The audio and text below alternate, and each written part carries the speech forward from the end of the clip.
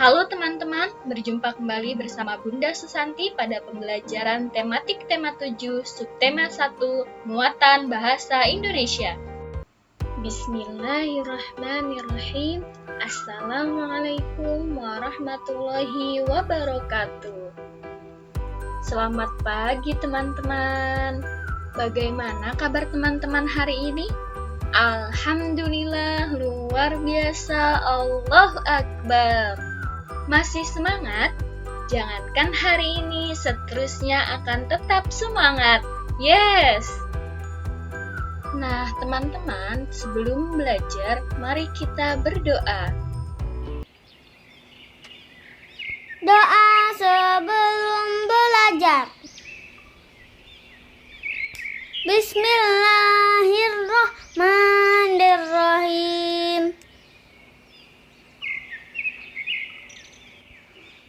Raditu billahi rabba wa bil islami dina wa bi muhammadin nabiyya wa rasula. Rabbi zidni ilman warzuqni fahman. Nah, teman-teman, pada pertemuan sebelumnya kita sudah belajar tentang membaca teks percakapan dengan tulisan tegak bersambung. Kali ini kita akan belajar tentang dongeng hewan atau fabel. Nah, teman-teman, apakah teman-teman tahu apa itu fabel? Ya, benar teman-teman. Fabel adalah cerita pendek yang menceritakan tentang hewan. Tokoh-tokoh yang ada di dalam fabel adalah berbagai jenis hewan. Cerita dalam fabel adalah cerita fiksi.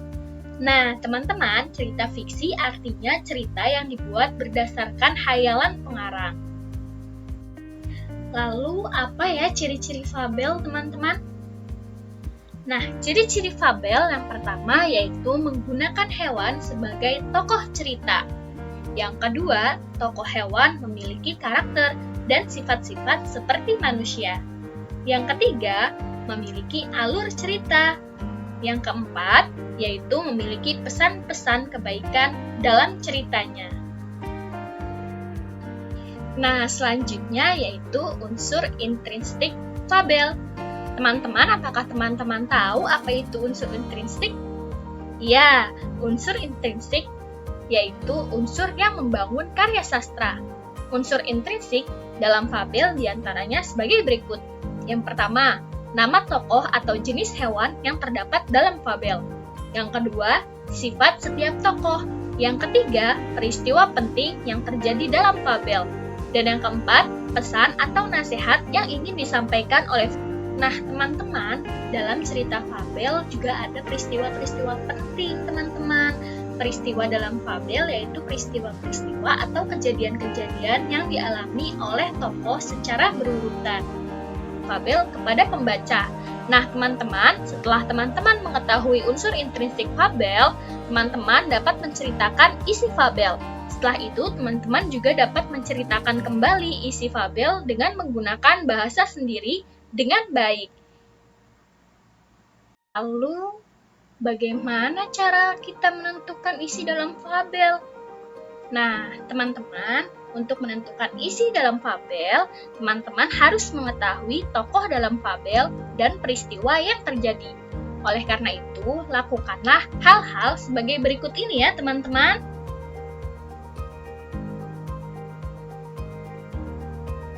Yang pertama, bacalah fabel dengan sungguh-sungguh.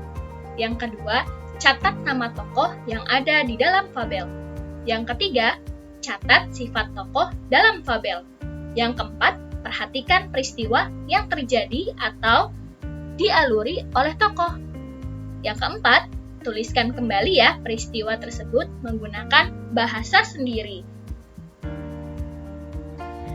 Nah, teman-teman, selanjutnya teman-teman buka buku teman-teman, buku tematik tema 7 halaman 51.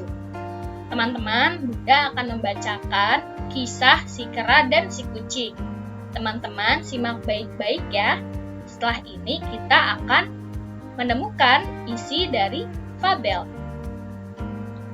Kisah si kera dan si kucing. Hutan terbakar hebat. Asap menyebar kemana-mana. Siapapun yang terkena asap, maka matanya menjadi pedih. Sepanjang hari, si kera senantiasa mencari anaknya. Ia terlepas dari gendongannya. Si kera mencari anaknya sambil menangis dan merayap-rayap.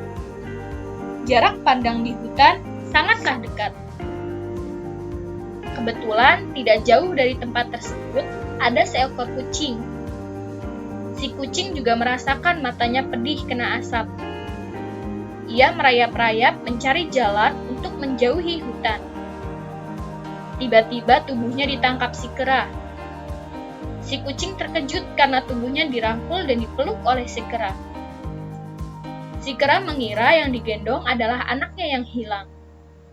Tentu saja si kucing ketakutan. Dia tidak mau berteriak dan mengeluarkan suara. Dia takut jika ketahuan bahwa dirinya kucing, maka si kera akan marah dan akan melukai dirinya. Akhirnya, dia diam saja digendong si kera. "Oh, aku ingat kamu belum makan ya anakku," kata si kera. Ia membawa setandan pisang. Lalu satu persatu pisang dibuka dan dimasukkan ke mulut si kucing. Si kucing terkejut.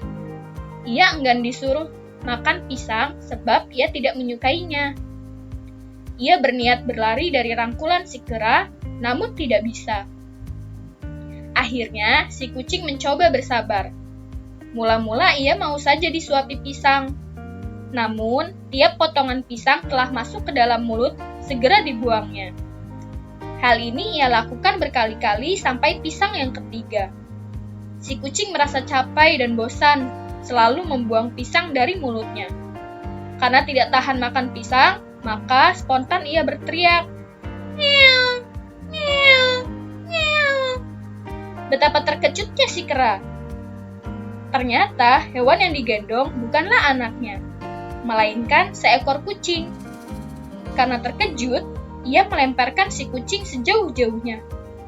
Ia menangis terseduh-seduh.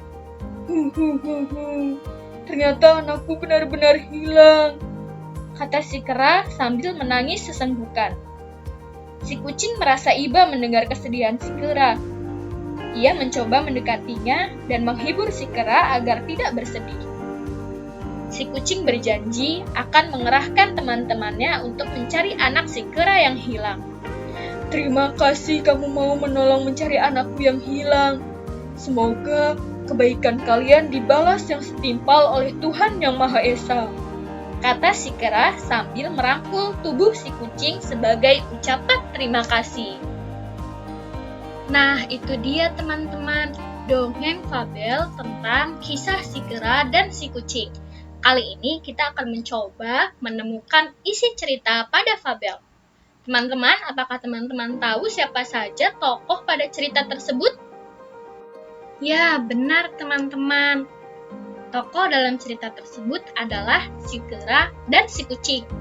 Lalu, si kera memiliki sifat apa ya teman-teman? Yaps, benar. Si kera memiliki sifat penyayang karena dia takut kehilangan anaknya. Lalu bagaimana dengan si kucing? Ya, benar sekali teman-teman. Si kucing memiliki sifat baik hati dan suka menolong karena ingin menolong si kera. Nah, teman-teman, dari cerita tadi, teman-teman dapat mengambil hikmah atau pesan di balik cerita yang sudah kita bacakan, yaitu kita harus saling tolong-menolong dan terus baik hati kepada siapapun itu ya, teman-teman. Nah, itu dia teman-teman pembelajaran tematik pada hari ini. Semoga apa yang Bunda sampaikan dapat bermanfaat ya, teman-teman. Nah, teman-teman, jangan lupa ingat 3M. Memakai masker, menjaga jarak, dan mencuci tangan. Jangan lupa untuk menjaga kebersihan lingkungan rumah dan menjaga kesehatan. Bunda akhiri dengan bersama-sama mengucap lafaz hamdalah. Alhamdulillahirrabbilalamin. Wassalamualaikum warahmatullahi wabarakatuh.